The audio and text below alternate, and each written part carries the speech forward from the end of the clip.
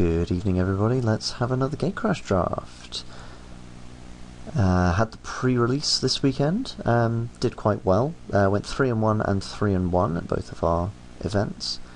Selesnya was our first pack, and it was twinned with Simic.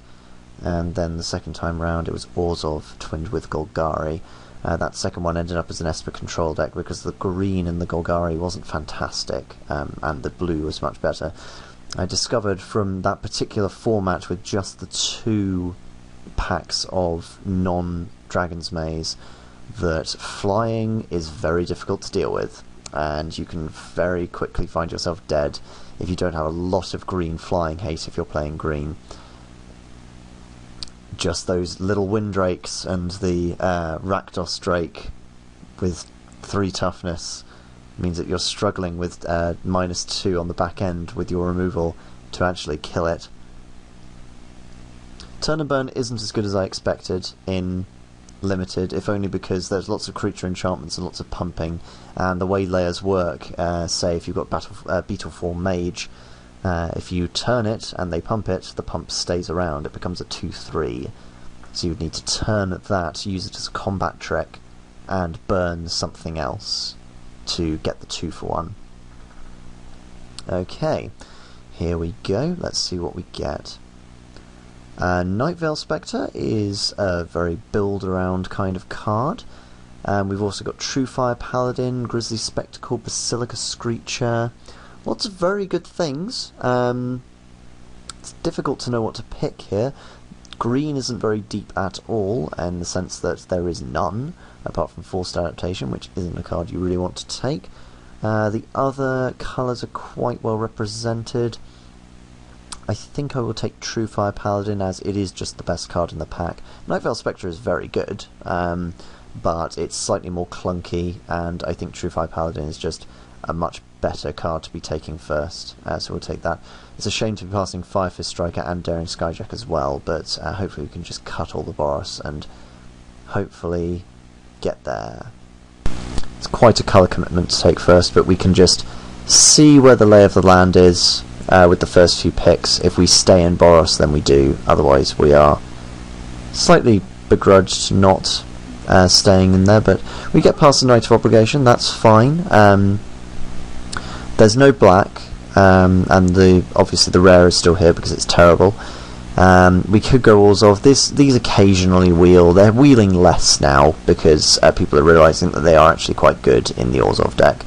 You just extort back the life that you lose. We'll take Night of Obligation as a solid beater. We don't get past a whole lot. Croconura in here suggests that green is open. I would certainly rather take this than the Ordrune Veteran. I don't like that card very much at all. Though we could take Death Cult Rogue. If we end up in Orzhov, this is a perfectly fine card. It just gets in damage, and any cipher, any black cipher that you want to play, i.e. Shadow Slice, fits on very well with this card. I wouldn't really want to waste our pick by taking Croconura. We do have a decent deck going. It's just that this particular pack doesn't contain much for us. Croconura. Do I want to switch into Simic like this? Didn't see much blue in the first 2 picks either, so no, we'll take Death Cult Rogue and we'll see how we go. There's not a lot here. We could end up going Esper. We could quite happily snap up, I guess, Keymaster Rogue. This pack isn't very strong as packs go. Yeah, it's more playable than any of the others. Nimbus Swimmer is okay, but this pack isn't very good. We'll take Keymaster Rogue and see what happens. Well, there's still a Mystic Genesis here, so maybe we should have gone Simic. We would have had 3 good picks by now. Tempted to take Active Trees, and we could take Debtor's Pulpit and see how that goes. Let's have a grindy Esper deck. We're certainly being cut out of red. Maybe we go Dimir and splash the white. because this is at least a creature. Dessus Pulpit I do like. It's very slow though. So I'll take this first of all. Skinbound Goblin gets through to us. I'm tempted to take the Key Rune, because if we go 3 colours, this does fix our mana in quite a nice way. The alternative is something like Last Thoughts or Totally Lost. No, we'll take Key Rune here. There's not a lot else for us. The alternative is to take Skinbound Goblin and try to get back on message. That being the case, I think I may do that just because there's nothing really else here. These packs have been very weak. Now we start to see playables again in Boros. I'll take Bomber Core. I certainly want Bomber Core more in the Boros deck than I would want Gutter Skulk in the black deck that we have brewing as well, so we'll take that.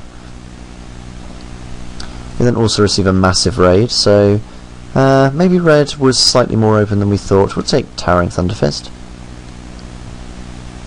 So not the best start, but not the worst.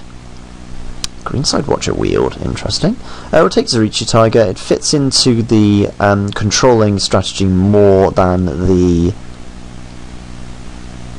Fits into the controlling strategy more than the beatdown strategy, but it could fit in either. It could be filler.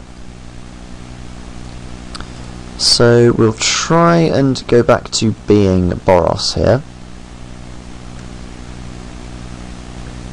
We have 6 good picks and Zarichi Tiger is okay. We will take a Dimir Guild Gate. Again, if we happen to end up being Esper, we will want these gates. None of these are playable.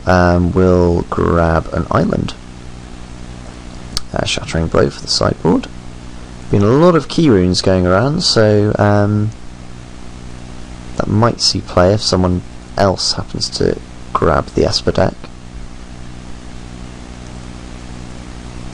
So not the strongest start to a Boros deck, though hopefully in pack 2 we'll receive a few more gifts.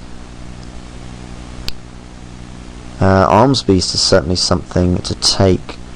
Of course, here we do just have to commit now to either being the Esper deck or the Boros deck. Let's hide these a minute. Because we have 5 picks of each. Arms Beast is a very good creature.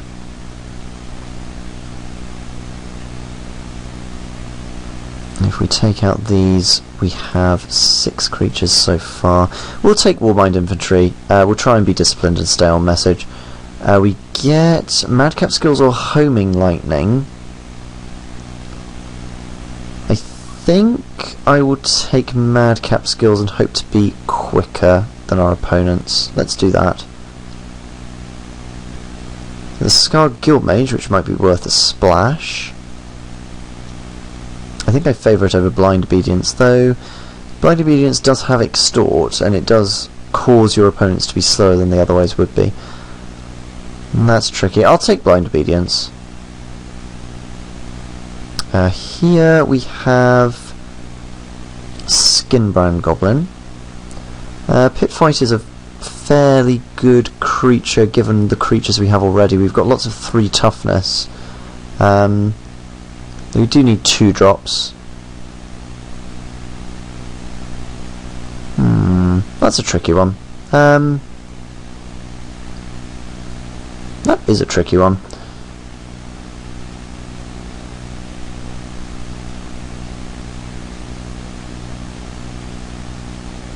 Let's take the creature. I think we'll need the creature more, so we'll do that.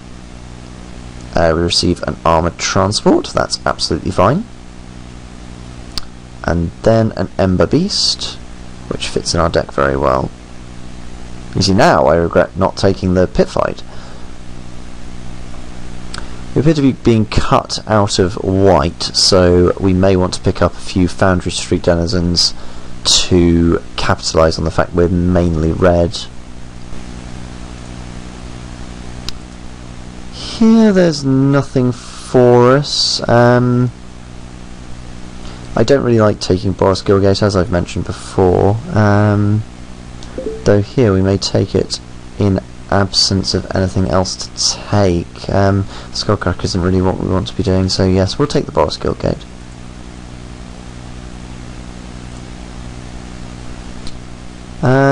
We can splash black, we can take the Orzhov Gilgate, so we'll do that and see what we receive in pack 3. I'd favour it over Prophetic Prism. It's a very late hands of binding. Maybe we would have been better going down the controlling route. Grab a Shadow Slice just in case we are splashing that black. That's an incredibly late Death's Approach, and all this blue. Oh no! Have we messed up again?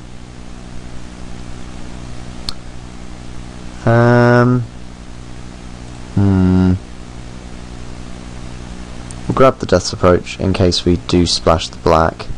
That makes me quite upset though. I'll grab Clinging in Enemies, it's slightly more playable than the others, and that's a very late Agoraphobia. That's a painfully late Agoraphobia.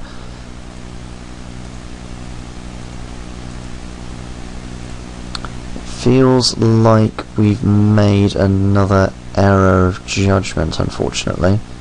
We have 15 picks, which is really 13. Half of our deck isn't even our deck. We need to pick up 10 playables from the last pack. We would need to open a lot of good things.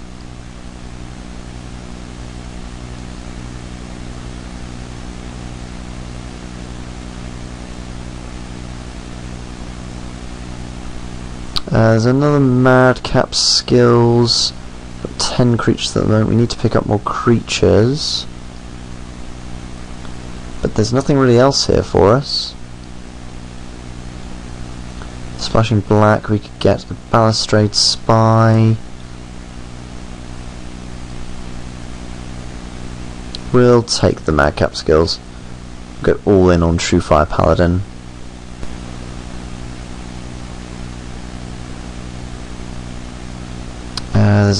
There's a Grizzly Spectre being passed to us. That's a bit of a shame. Here I'll take another Armoured Transport. Beats in quite well. We do need creatures. I favour it over Assault Griffin though. Maybe we just need the aerial. We'll take the Assault Griffin for a change. Get past a Martial Glory. That's not so bad. There's a lot of good green being passed to us now, though admittedly we didn't see any in pack 2, really. Saw a lot of good blue, but not a lot of good green.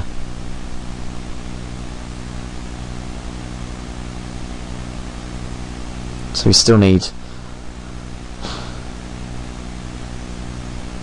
7 more playables. This may not happen. Here I'll take Guardian of the Gateless, and we could end up being quite slow, and Guardian does hold the air better than anything else, so yes, let's take that. It is also a creature, which we need. Let's hide these for now, we know we've got them, so it's 6 picks left from having a deck. It may be too late to ask for the gift of a Syndic of Tithes or something of that nature.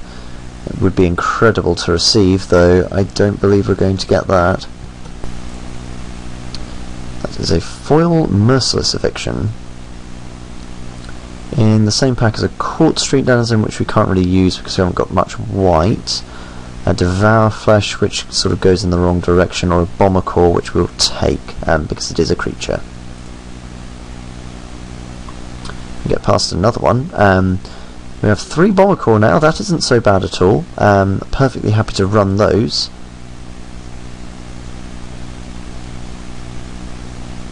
Here we don't really have anything.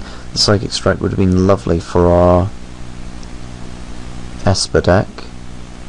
So here we'll cut it because it is the most playable card in that pack.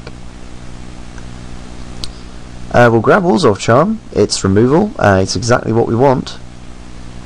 We'll happily splash that off the black gate. So we need 3 more playables, and I don't think we're going to get them now, which is a shame. So we're falling a little bit short. Here we'll take Beacon Apparition. We'll take Night Watch, that's playable. See if we can get 2 more from these last picks, so I don't think we can. We'll take Mark for Death. I doubt we'll run it though. You need your creatures to be bigger than your opponents, really. It is sort of a semi-falter effect though, so it may not be so bad. Aerial Maneuver, we may run. It is a combat trick. More ways to run it than Mark for Death. It's a very late key rune. We'll take it, though we doubt we'll be playing it. Last pick, Dutiful Thrall. Might unfortunately make it into the deck.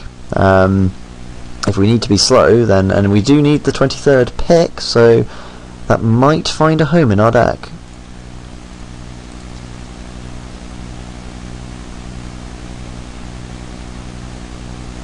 So that's kind of what we're doing. I'm not a big fan of this deck, but we'll run it and hope that it works. And we've only got 2 sources of white Extort, which means we don't have a lot of reach, but let's put all these in and see what we're left with.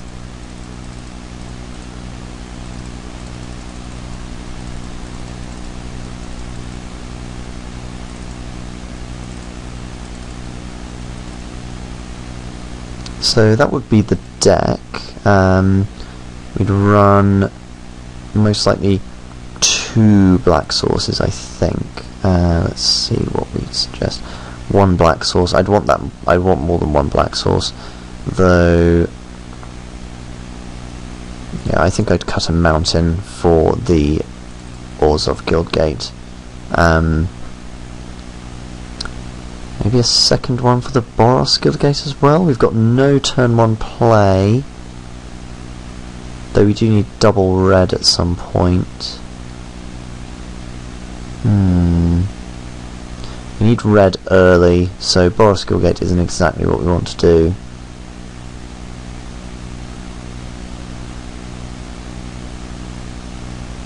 This way we have 8 white sources and 8 red sources and 2 black.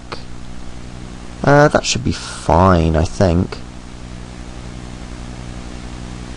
No, I think we'll run that. It's not ideal, but it will have to do. So I will see you in round 1.